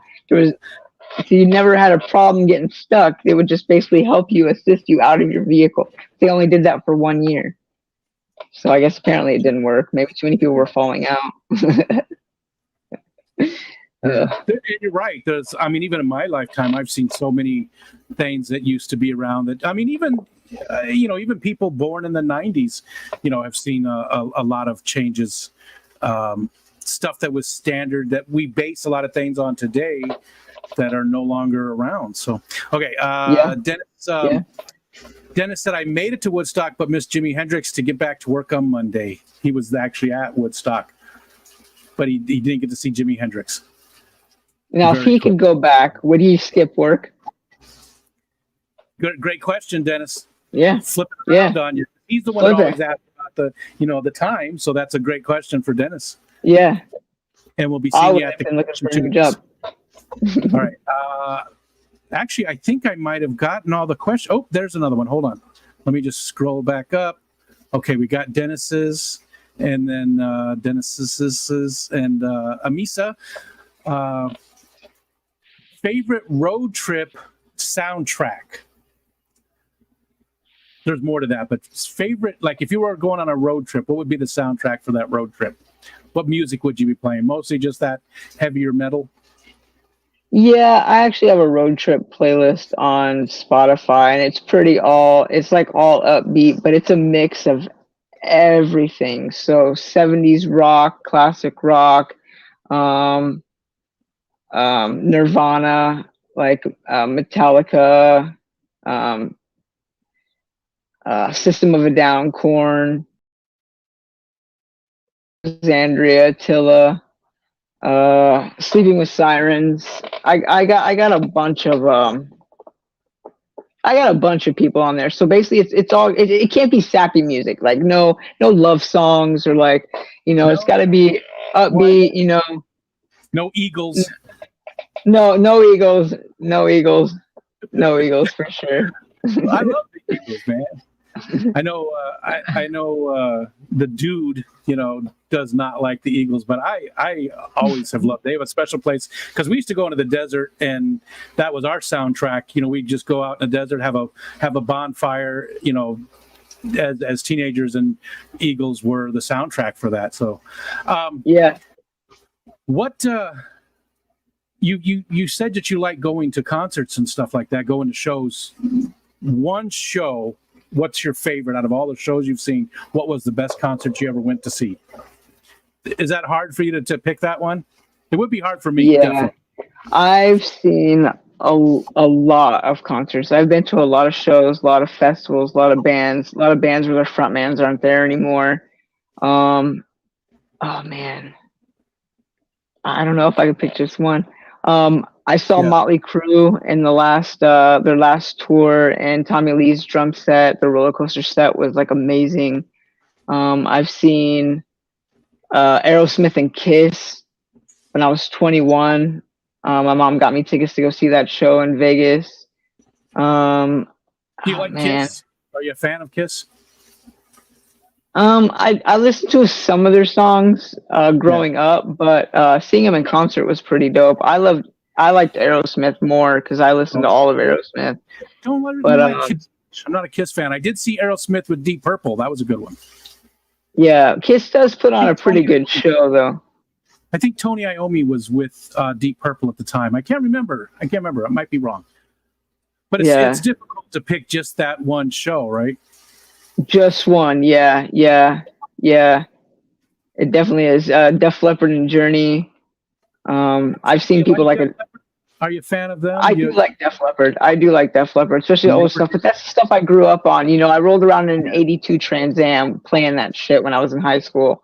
So I like that and Bon Jovi. Never liked Def Leppard. I never could. I don't know why. Part of the reason was the people who did like really, really love Def Leppard when I was a young man. We sort of called them posers because that's all they knew. We were all into, Maiden and Priest and Zeppelin and Pink Floyd. Yeah. I was Def Leppard too. Sort of the pop version of that. You know what I mean? They were sort of the pop side of that side of it. So I just never really cared for them. I will answer mine because I love telling the story. I told it today, actually. My very favorite concert, Coheed and Cambria. Are you familiar with them? Oh, yeah. No, I love Coheed and Cambria. I love Coheed. I've seen them too. They put on an amazing show. They were at an Extreme thing out here with like 4 different, They're actually better live than they are on the album. They're from Kingston, New York, which isn't that far from me. It's probably a 3-hour drive, but they were my oldest son's favorite band, and our adopted son David. They were their favorite band when they were about 15 or 16 or so. And I just told the story today. I got to take those two and like 4 or 5 of their friends to go see them in concert in Buffalo, and it was the very first show for all of those kids. So I got to be the one to take them to their very first concert ever, and it was Coheed and Cambria, and they put on an amazing show. It was awesome. Show.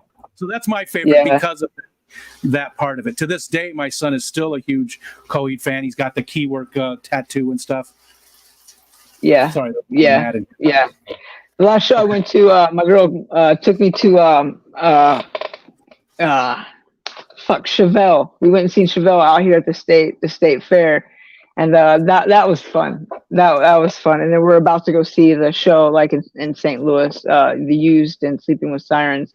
But we're looking for Slipknot tickets because I've never seen Slipknot in a concert. I've seen Corey with Stone Sour, but I haven't seen him with Slipknot, and that's like a bucket list band for me to see. So hopefully one day we can get there. But I understand it's a theatrical production, sort of. Right? Oh yeah, very, very almost like Alice Cooper inspired from back in the day. when Alice had all the big puppets and stuff and things on there. Okay, we do have a few questions, and we've only got about 5 minutes left, so we'll run through these real quick. Hi, Coral. What's up, dude? Yeah. Favorite fish to eat, and would you keep them? Like, let's say you could keep whatever your favorite fish to eat. Could you could keep it? Would you? It'd probably be a walleye, and yeah, I probably would. I'd have to get a big tank, but that would be an excuse to get a big tank. So there you go. Yep. Dennis said his boss gave him Friday off, but he had to be back on Monday, so he missed it. Next up is Cat House. What's up, Catahulis? Your favorite kids cartoon? And this is the two-parter too. Did you have a favorite cartoon as a kid? Yep, the Teenage Mutant Ninja Turtles. Good one. That's a good one. Yep. What about I had to get up. Adult animated show today? Do you have like a favorite adult cartoon today? Yeah, Rick and Morty. I'm a huge Rick and Morty fan. Rick and Morty fan. Yeah, I've got a onesie and I got a Pickle Rick onesie and a hoodie. Those are my two favorite during the winter time when it starts to get cold. I have the Funko Pop. I don't know where I got the the Funko Pop Pickle Rick. That's all I got. Love. I've got the Buff Rick in summer Funko Pop and his alien ship. Oh. Yeah. And Venture Bros. Have you ever watched Venture Bros? I have. Yeah. I love it. Probably my favorite because it harkens back to, Johnny Quest and stuff like that. Let's see. And Dennis said he has seen Jimi Hendrix before. Maritza, okay, good. She didn't miss out on that. Maritza just wanted to say that Depeche Mode is the best. Chad Krotz, we haven't seen you in forever. Hi, Chad. Hi, everybody. I didn't say hi. I agree with that because they literally sell out in Vegas in 30 seconds, and you can't get tickets. So hopefully they come to the Midwest, and I'll have a better chance. But yeah, that's on there too. That's definitely on there. Zenny says one last tattoo question. Do you have any fish tattoos? If not, which one would you tattoo on yourself? And where? I got a shark. Okay. I do. I do. I have a shark on my foot. Okay. Yeah. She said, and where, unless it's not safe for work. Yeah, no, I don't have any in like weird places. Not yet, anyway. I'm running out of canvas. I'm about 70% covered. Say that again. I'm sorry, I was talking over you. I said I don't have very much room left. I have like 70% coverage right now in tattoos. So there's not very much open space. So the naughty areas are left, but I'm sure not gonna. I don't want no tattoo in my butt. Yeah. That's what I said. I've got a jellyfish on my butthole. Oh, yeah. Dude, only Oscars wants to know Star Trek or Star Wars. I see. Okay, look. I knew that this question was coming, and I've never seen Star Wars. Okay, that's all right. But when I came out here and I lived in Arizona with my friends, her dad watched Star Trek. So every night when I come home from massage school, I'd sit there and I watched 3 to 4 episodes with him until I got tired of Star Trek. So I guess lean more Star Trek. That's what I would go with. Old Star Trek? It was the original series Star Trek? I mean, it was all the old school with like William Shatner and the original. Yeah. Okay. Whoopi, I think Whoopi was in there. That makes June happy. Yeah. And thank you. Jeff Kane just dropped a $10 super chat. Thank you so much, dude. That means a lot. Thank you. Appreciate that. Next one up is what is Shayne's stance on snails? Oh, I love them. Yeah, you've got some, right? You said. Yeah, but they don't really overpopulate my tank. I have neorites, so and then a few pond snails, but I let the pond snails do their thing because the tank that they're in right now, it's not dirty. There's no fish. There's 1 shrimp and 2 neorites with a couple pond snails. So, but yeah, I don't mind snails. Like I'll move them around if I have to, and that way fish can pick at them if I get too overpopulated. But I love my mystery snails. Like my favorite is the purple magenta, or the magenta with the white foot. But yeah, I don't mind snails. I love the free ones that I get when Steve P sends me plants. I totally appreciate those. come in. I'm like, yeah, refresher, new lines, new bloodlines. So I like snails too, and I don't think I don't think they're bad for. I know there's so many people that want to eradicate the snails. I got snails. I need to get rid of them. Why? Why? Yeah. Yeah. Okay. Futurama is one of my favorites. Mikey says, "Yeah, Futurama's good." Too. Yeah, Futurama's good. And thank you, Zen Ginger. Would you mind You did. You dropped his link just a minute ago. She said that Shayne is up to 60 subs, but make sure to yell at the lurkers to follow too. Yep, and thank you for the reminder. I oftentimes forget that, so I'd appreciate reminders about that if you mods would from time to time. I know you guys drop the links because you're amazing, but I thank you guys. Because some people care, some people don't. So I'd love to see Shayne get that first 100. Okay. Definitely. Anything else? And I see your question, Orlando. We'll get that one at the end here. But is there anything else that we didn't really talk about or get into that you really would like people to know, or anything like that at all? Did we cover most of the stuff you wanted to? Is anything you'd like to say before we take off? Well, really, I'm going to start doing my own streams here. I'm going to start scheduling them in sometime just to give me something more of a... I want to get in with the Fish Fam Christmas donating. I would like to donate some what I have here in the Fish Fam, and then give someone else's stuff away on my stream, or however you guys do it this year. So I really want to start participating more, and I don't know. I really like the live streams, and there's some times where like it'll be like 1 o'clock my time and nobody's streaming for like 4 hours, and I'm so bored. And I'm like, You know what? I know Bunny's out there, I know Craig's out there, I know they're bored too, and I know that they want to watch someone, and so like that someone could be me. And Foxy's been pushing me too to start streaming, and now that I have all my setup set, I think there's no better time than to start now. So I just got to get a time in a day and go with it. I'll say this. Don't worry about going over other people. If you find a time when works for you, then that's the time you need to stream, and I get it. I get why. A lot of people are afraid to go over other people, and they don't want to offend people or upset people. But you can only stream when you have the time to stream, and nobody owns any time slot ever. So when it feels right for you, I don't care if it's during my time, if it's a focus on, doesn't matter. If it's somebody you don't want to watch, do a stream. Go when you have the time and the energy and whatever it is to do it.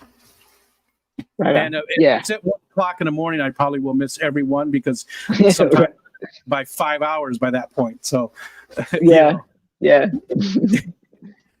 So thanks so much for joining me. Oh, real quick, Lando had a question that's off topic. Shayne or Lando wants to know if you have any shrimp I could get, or I pay for shipping or something. So I don't ship any fish or plants at all. You can ask some of the other people here when it comes to shipping things to people. We don't even do it. I don't even do it. If you met me, and Shayne doesn't really have a lot right now, he said. So I'm working on getting my colonies back up.